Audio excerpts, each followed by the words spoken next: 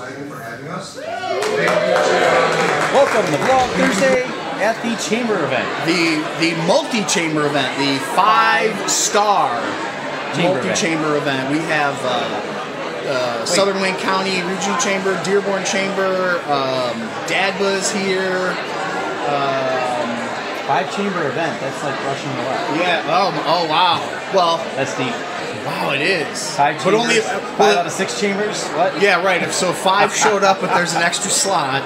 It'll be the other way around. Yeah. I don't know how Russian roulette works. Yeah.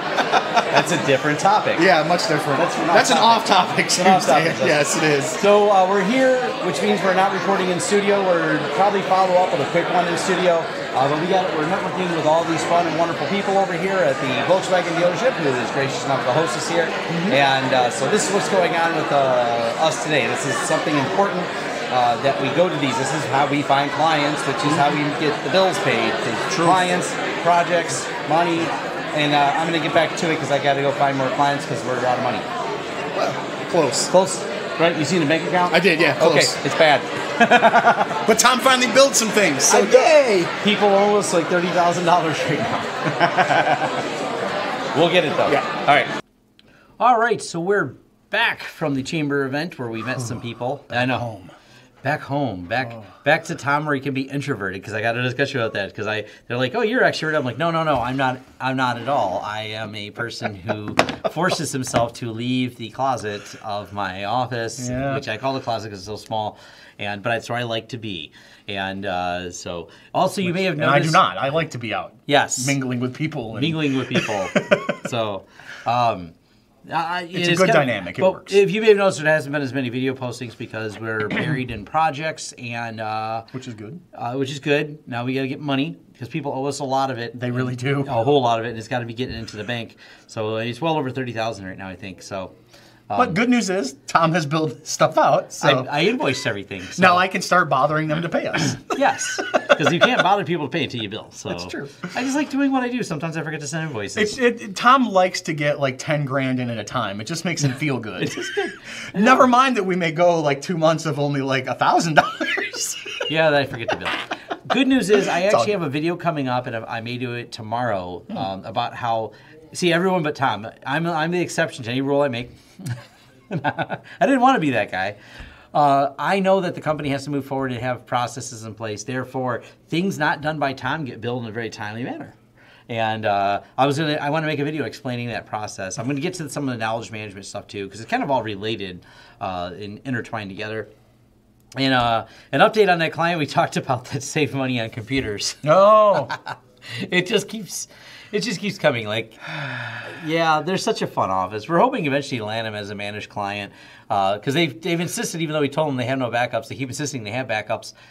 So I couldn't help but I try not to be snarky when I visit clients. I really try. I bit my tongue.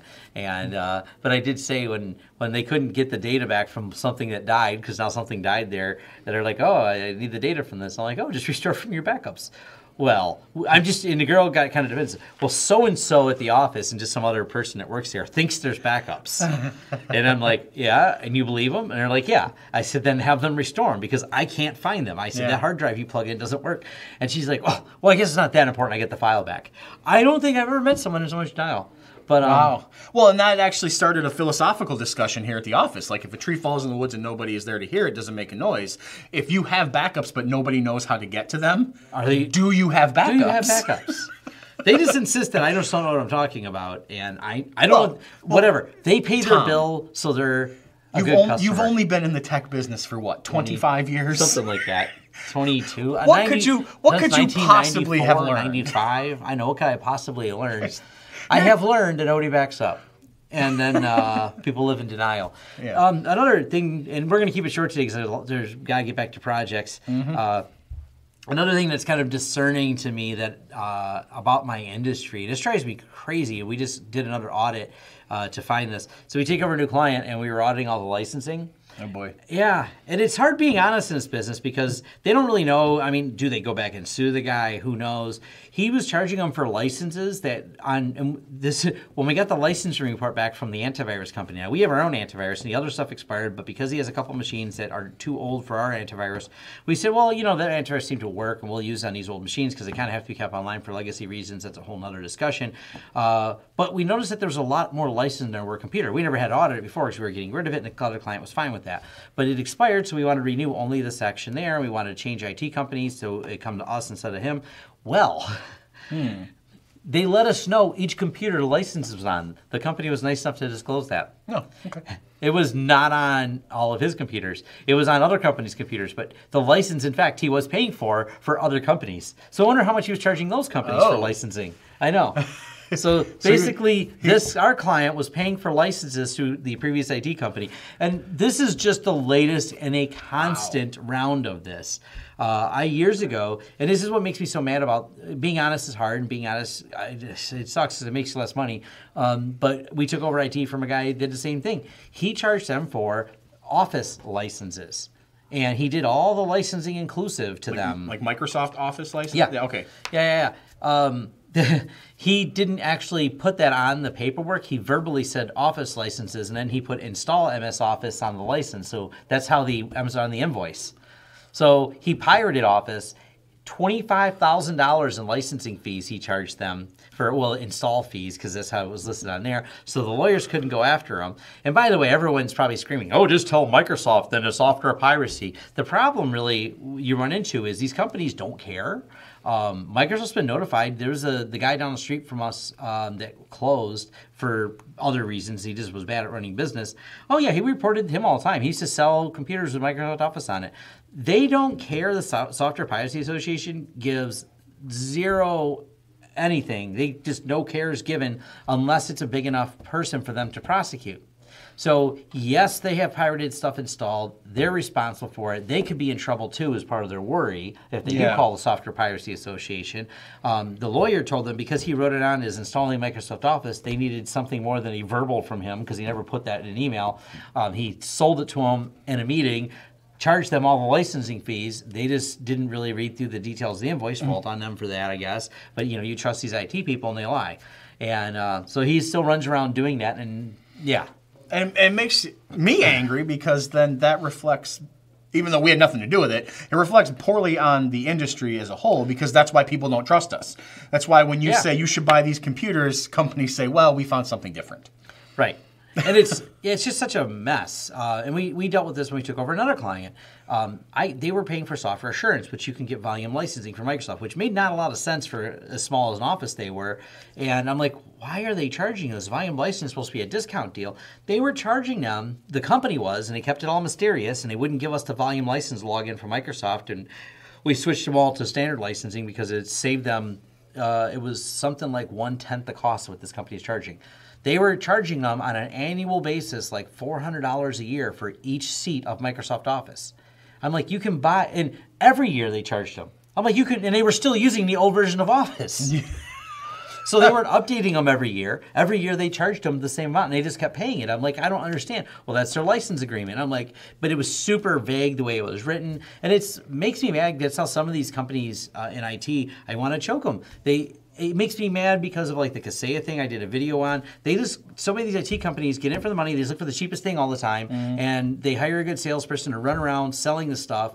And as long as nothing blows up at the place, they think they're doing great in IT. Some of these IT people are just dead awful, and you don't know it. It's like the company we deal with this a lot. They're selling backups. The guy was selling on backup services.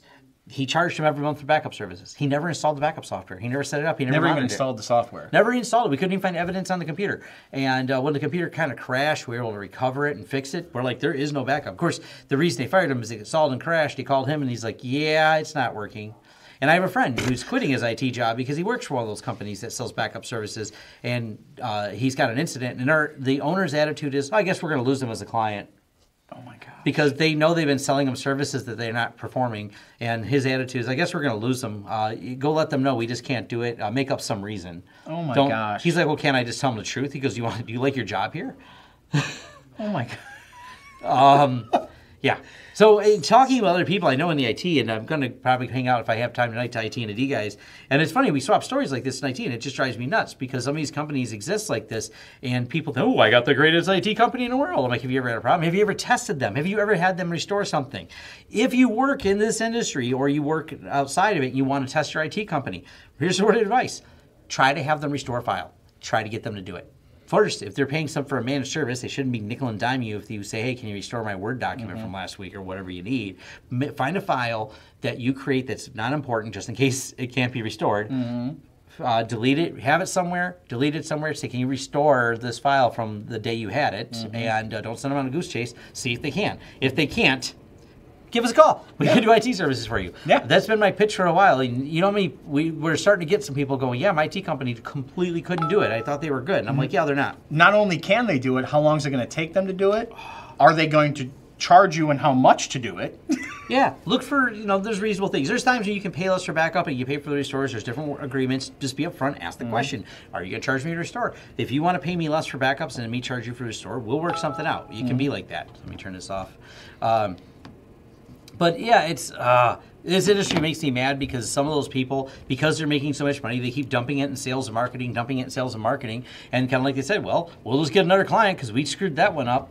They're playing a volume game. They're playing a volume game, and what we charge for backups is not cheap. It's not free. But thinking of charging that and not having any of the fees I have associated with running it, well, my margins would be wonderful.